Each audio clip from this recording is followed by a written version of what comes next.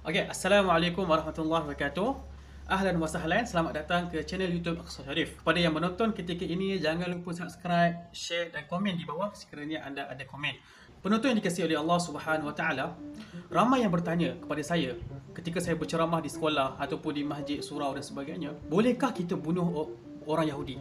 Ataupun soalan yang lebih spesifik, adakah kita memusuhi semua orang Yahudi? Jawapannya tidak. Dan saya nak kongsikan kepada anda kenapa tidak dan bagaimana sepatutnya kita melihat Yahudi Zionis pada hari ini.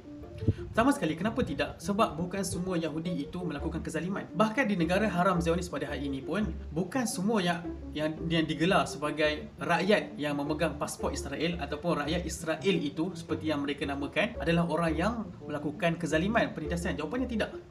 Tetapi kalau kita bincang tentang Yahudi yang melakukan kezaliman, Yahudi Zionis ataupun negara haram seperti mereka namakan negara Israel itu, mereka ada masalah. Yang mana masalah ini dibolehkan syarak untuk kita perangi mereka, untuk kita mengalahkan mereka dengan kemampuan yang kita boleh lakukan. Dan saya nak kongsikan kepada anda 5 ciri-ciri yang diletakkan oleh Syekh Yusuf Al-Qaradawi. Yang mana ciri-ciri inilah Syekh mengatakan bahawa inilah masalah utama yang terdapat dalam entiti Zionis ataupun yang terdapat dalam negara haram yang seperti yang mereka namakan negara Israel. Syekh Yusuf Al-Qaradawi mengatakan apa? Yang pertama sekali al-unsuriyah ataupun dalam bahasa Melayunya rasisme.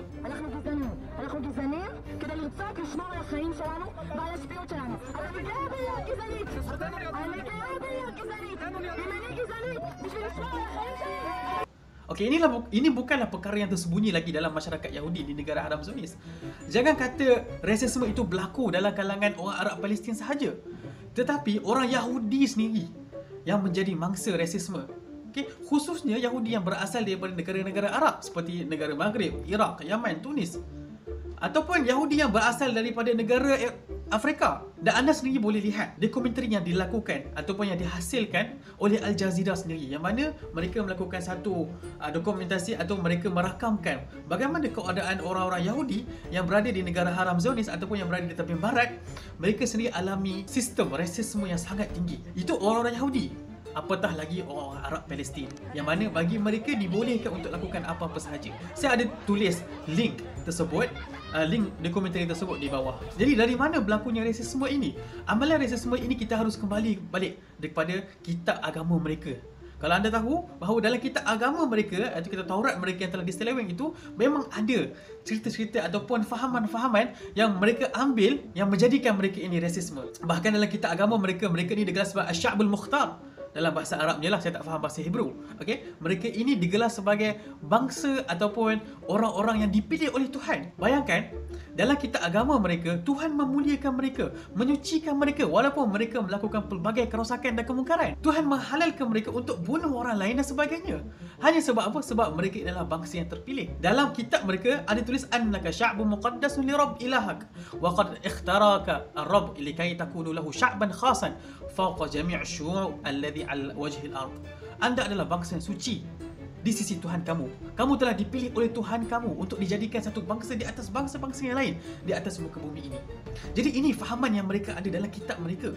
Mereka ini, bangsa Yahudi ini difahami bahawa ia adalah bangsa yang suci, bangsa yang terpilih di sisi Tuhan mereka. Sebab itulah tidak pelik kalau kita lihat bagaimana mereka lakukan kepada orang-orang Palestin yang lain, yang mereka rasa tidak bersalah pun untuk mereka lakukan kepada orang-orang lain. Dan anda boleh tengok video ini. אני חושב שצה"ל הוא הצבא. אני יודע שזה נשמע קצת קלישאה, אבל אני חושב שצה"ל הוא הצבא הכי מוסרי. הכי מוסרי. אני הייתי יורה לו בראש על מנת להרוג. על ילד בן 8? כן, כן. אם הוא זרק עליי אבן, הייתי יורה לו בראש. Dan tuan-tuan perempuan dan penonton yang dikasihi oleh Allah Subhanahu Wa Taala, Al-Quran sendiri telah digunakan oleh Yahudi untuk mengatakan bahawa mereka adalah bangsa yang terpilih. Setengah-setengah orang Islam pun, bahkan orang Arab, termakan dengan fahaman ini, yang mana mereka mengatakan bahawa Al-Quran telah memuliakan bangsa Yahudi. Mereka menggunakan ayat ya bani Israil azkuru ni'mati allati an'amtu 'alaikum wa anni faddaltukum 'alal 'alamin, surah Al-Baqarah ayat 47. Yang bermaksud, wahai bani Israel, ingatlah nikmat-nikmat aku terhadap kamu, semuanya aku telah lebihkan kamu daripada seluruh alam. mereka tidak masalahnya mereka tidak fahami ayat ini dengan baik. Ayat ini tidak memaksudkan bahawa Allah Subhanahu Wa Taala melebihkan Bani Israel sepanjang masa. Tidak. Ayat ini menceritakan kedudukan mereka ketika itu sahaja. Di mana pada zaman itu mereka diutuskan para nabi, para rasul, Allah berikan direct kepada mereka bantuan, mujizat-mujizat yang lain supaya mereka ini selamat di atas muka bumi Allah Taala. Tetapi itu bukan yang berlaku pada hari ini. Anni fadhaltukum, aku melebihkan kamu daripada bangsa-bangsa yang lain, surah Al-Lam, hanya ketika itu sahaja, bukan untuk sepanjang zaman. Sebab itu dalam ayat dalam Al-Quran sama, dalam Quran yang sama ini Allah berkata duribat alaihimudz dhillatu wal maskanatu aynama tuqifu. Dalam Quran juga Allah menyebutkan bahawa Yahudi ini ditakdirkan ataupun diberikan kehinaan di mana sahaja mereka berada. Dalam Al-Quran yang sama juga. Okey, itu yang pertama, rasisme. Yang kedua, al-unufu wal-udwan. Okey, keganasan dan permusuhan. Sebelum tertubuhnya negara haram Yahudi, di mana tentera-tentera Yahudi yang mereka ini kumpulan militan pengganas pergi kampung-kampung orang Palestin, bakar rumah-rumah penduduk di sana, bakar kanak-kanak, sembelih kanak-kanak, bunuh siapa sahaja yang halang mereka. Inilah berlaku sebelum tertubuhnya negara haram Zionis. Bahkan ketika tertubuhnya negara haram Zionis, berlakunya Nakbah. 750,000 orang dihalau dari negara asal mereka. Sekitar 20,000 orang syahid. Pada tahun 1982, terdapatnya pembunuhan Sabra Shatila. 3,500 orang syahid dalam masa 3 hari. Pada tahun 1994, berlakunya pembunuhan besar-besaran oleh pengganas Yahudi yang mana dibawa senjata dan dibunuh orang yang tengah sembahyang ketika waktu solat subuh. Perang Gaza pada tahun 2008, 2012, 2014, 2021. Ribuan orang mati, kanak-kanak, wanita, orang awam tidak bersalah. Ratusan ribu orang kehilangan rumah, ratusan ribu orang cedera parah. Sedangkan Zionis ini mereka mempunyai peralatan yang canggih yang mampu untuk bom hanya lokasi-lokasi yang tertentu yang jauh pada orang awam. Tapi mereka tidak lakukan demikian. Mereka sengaja untuk bom rumah orang-orang awam yang tidak ada kaitan pun dengan ketenteraan, yang tak ada senjata pun. Mereka sahaja lakukan tersebut. Inilah keganasan yang dilakukan oleh Yahudi. Tidak pelik dalam Al-Quran Allah telah merakamkan perkara ini, di mana Allah Subhanahu Wa Taala menyebutkan thumma qasas qulubukum min ba'di dzalika fa hiya kal hijara aw ashaddu qaswa. Kemudian sesuatu itu hati kamu menjadi keras, iaitu hati Yahudi, bahkan lebih keras lagi daripada batu. Bahkan dalam ayat lain Allah sebutkan fabima naqdihim mitsaqahum la'annahum waja'alna qulubahum qasiyah. Maka dengan sebab mereka mencabuli perjanjian mereka, kami melaknat mereka dan kami jadikan hati mereka keras membatu. Dan perkara ini pun sebenarnya ada dalam kitab Taurat mereka, di mana Tuhan membenarkan Nabi Yaqub dan anak-anaknya bunuh hampir satu kampung di Kanaan, ketika itu tempat Palestin. Tuhan membenarkan mereka membunuh penduduk Amalek, kesemuanya. Itu yang kedua. Yang ketiga adalah at-tawsi'ah ataupun perluasan. Sampai sekarang Zionis tidak pernah mengumumkan di manakah sepadan mereka. Adakah sepadan 1947 atau 1968? Adakah sepadan perjanjian Oslo ataupun tak ada sepadan mereka? Bahkan mereka menggalakkan hari demi hari penduduk mereka, iaitu pendatang haram Zionis, merampas banyak lagi tanah-tanah orang Palestin. Sama ada di Baitul Maqdis Timur ataupun di tebing barat. Tidak mustahil akan tiba satu masa hari nanti Zionis berjaya untuk merampas seluruh tanah Palestin, termasuk Baitul Maqdis yang mana terletaknya Masjid Al-Aqsa. Dan ketika itu tidak mustahil juga umat Islam masih tidur dan tidak melakukan apa-apa sahaja. Tidak mustahil. Ada yang mengatakan tak mungkinlah, mungkin Yahudi berjaya takat ini sahaja, mereka tak akan bolehlah untuk rampas seluruh tanah Palestin, tebing barat, Masjid Al-Aqsa. Kita kan masih ada Malaysia, kita masih ada Hamas, kita masih ada Turki dan Qatar dan sebagainya. Dahulu pun sepanjang 600 tahun kerajaan Uthmaniyah berdiri di selatan Eropah ataupun di benua Afrika ataupun di negara-negara Arab, tidak terbayang dalam kepala orang Yahudi sendiri akan wujudnya negara haram Zionis. Tidak terbayang oleh sesiapa pun akan berjayanya negara Palestin dijatuhkan dan diberikan kepada orang-orang Yahudi secara haram, secara pindasan. Tetapi pada hari ini ianya wujud dan ianya masih belum berhenti. Okey. Jadi nak ceritanya apa kat sini? Bahawa orang-orang Yahudi, antara masalah mereka adalah at-tawsi'ah. Mereka sentiasa nak luaskan mereka punya tanah. Yang keempat adalah al-la-akhlaqiyah. Apa maksud al-la-akhlaqiyah? Maksudnya tiada moral. Okey, sebenarnya poin-poin sebelum tadi pun dah menyentuh kepada poin yang keempat, al-akhlaqiyah. Tetapi satu perkara yang kita perlu faham, dan fahaman ini mungkin terdapat dalam kitab mereka sendiri, bahawa terdapatnya ajaran-ajaran yang mengajar mereka perkara-perkara yang tidak ada moral. Contohnya dalam kitab agama mereka terdapatnya kisah di mana Nabi Yaqub AS, Nabi dalam kalangan mereka mengiktiraf Yaqub adalah Nabi, sanggup menipu ayah dia, di mana dia menyamar jadi abang dia untuk mendapatkan keberkatan. Nabi Yaqub bergusti dengan Tuhan pun bergusti. Nabi Yaqub sanggup melakukan banyak lagi pembunuhan dan juga kezaliman terhadap penduduk Kanaan. Nabi Yusuf alaihissalam diceritakan dalam kitab agama mereka sanggup menjadi kuli ataupun orang seorang Fir'aun sehingga rakyat Mesir terpaksa menjual mereka menjadi hamba, dan semua ini berlaku di bawah tangan Nabi Yusuf di atas perintah Fir'aun.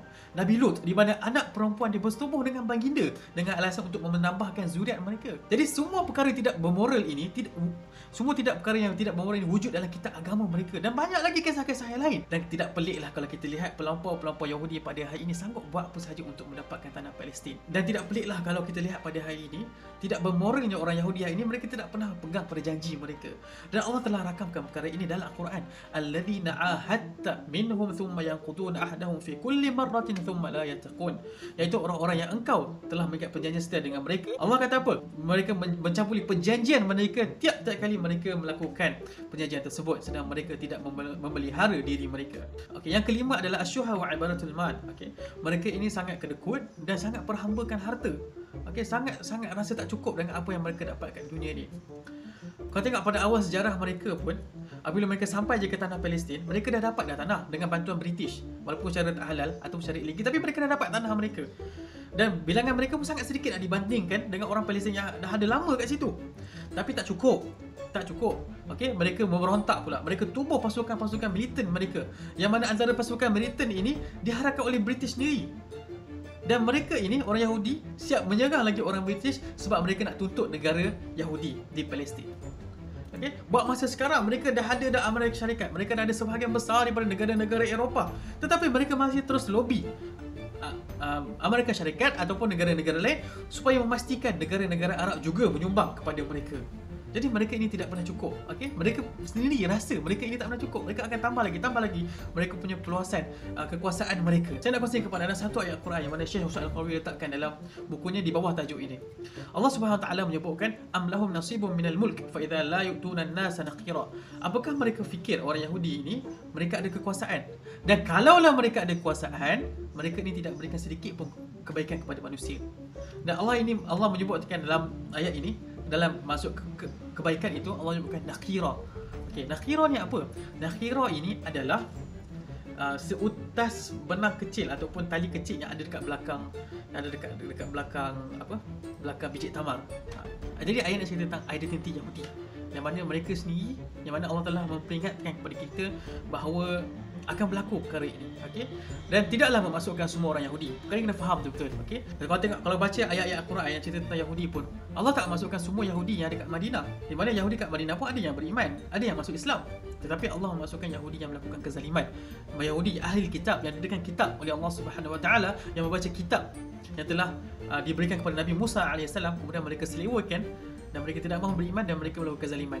Dan sifat-sifat ini ada dalam kalangan Yahudi di Madinah, dan tidak mustahil Yahudi ini jugalah ataupun anak cucu mereka inilah juga yang mengulangi perkara yang sama. Sehingga anda merasakan bahawa kongsian ini bermanfaat, jangan lupa share, kongsi pada rakan-rakan dan komen di bawah apa pandangan anda. Assalamualaikum warahmatullahi wabarakatuh.